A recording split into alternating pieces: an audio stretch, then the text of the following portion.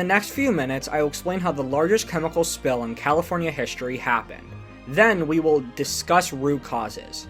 Afterwards, we will connect the root causes to a few of the Mishnah texts to analyze and understand further who was truly liable. In the late 1800s, railways had grown dramatically as prosperity had blossomed in the West.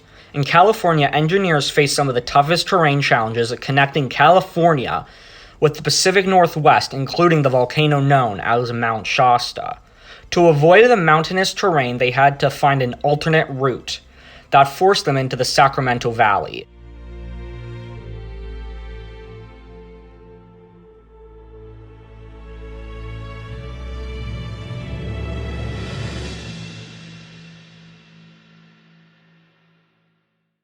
Getting out of the Sacramento Valley proved to be an additional challenge, while for the most part the train route followed the Sacramento River.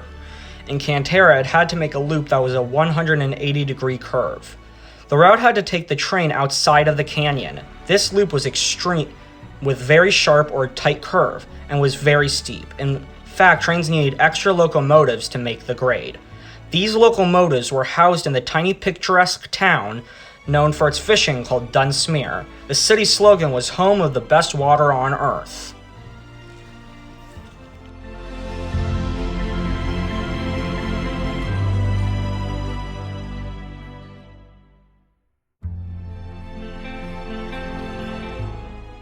On July 14, 1991, an especially long freight train of 97 cars, most of them empty, traveling from the Bay Area to Portland, met a disastrous fortune.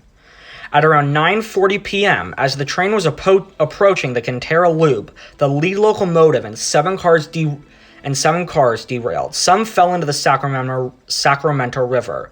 This included a tank car that had 86,000 liters of a toxic herbicide. Initially, things looked okay, and it appeared as if the tankers stayed intact. However, the next morning it became clear that the largest chemical spill in the history of California had just happened.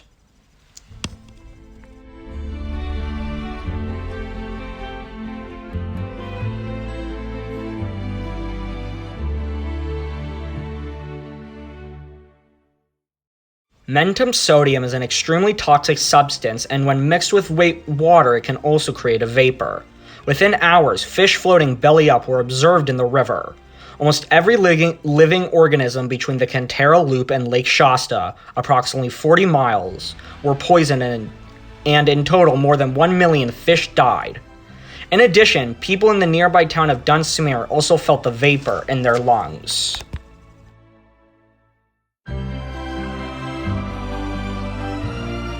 The investigation identified a few of the root causes, including the steepness of the curve of the Cantera Loop and the steepness of the mountain. But what I find to be the most important was the train car configuration, which caused severe load imbalance, which then caused the derailment, which then caused the spill.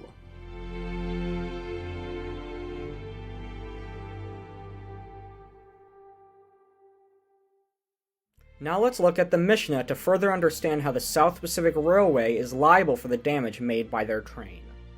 Firstly, in Mishnah Bava Kama 6.1, we see how if a sheep was put into a cage and the owner then properly locked the cage, and thereafter the sheep causes damage, the sheep owner, is exempt. But if the sheep owner does not lock it or does not lock it correctly and the sheep causes damage, then the owner is liable.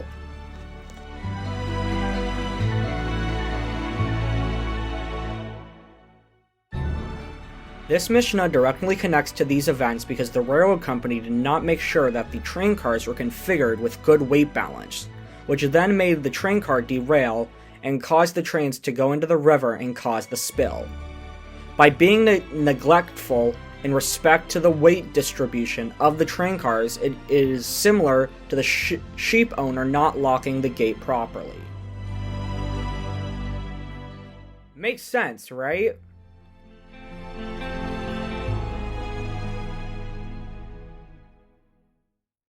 Secondly, let's look at Mishnah Bava Kama 3.1, which shows that if someone puts a jar into the public domain, and then someone trips over it by accident, then the owner, the person who put the jar in the public domain, is liable.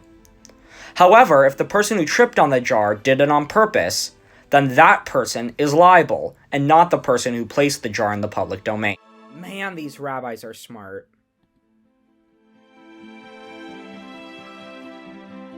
This connects to the story because building the very tight curve is similar to placing a jar in the public domain. Both are not very smart moves. Getting injured by tripping over the jar is similar to the tanker car leaking and killing over 1 million fish. As the Mishnah teaches us, the person who put the jar in the public domain or the person who designed an unsafe curve is liable.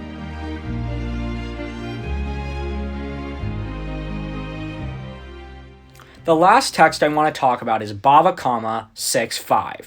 This Mishnah has 2 parts. Part 1 discusses a person setting fire to a stack of sheaves, a bushel of wheat. Inside the bushel, there are some utensils. The rabbis agree that the person who set up the fire is liable for the wheat. However, the rabbis disagree as to who is liable for the utensils hidden within the bushel. The disagreement stems from the fact that the person who set out the fire had no expectation of utensils being in the bushel. Part 2 of the Mishnah discusses a person who set a home on fire. Here the rabbis agree that the arsonist is liable for both the home and its content. Now, allow me to quote directly from the Mishnah. For such is it customary for people to leave their items in their houses. These rabbis must love their utensils, right?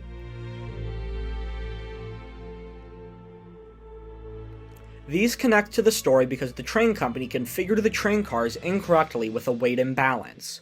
This can be viewed as somewhat similar to setting a home on fire, and certainly similar to setting a bushel of wheat with hidden utensils on fire.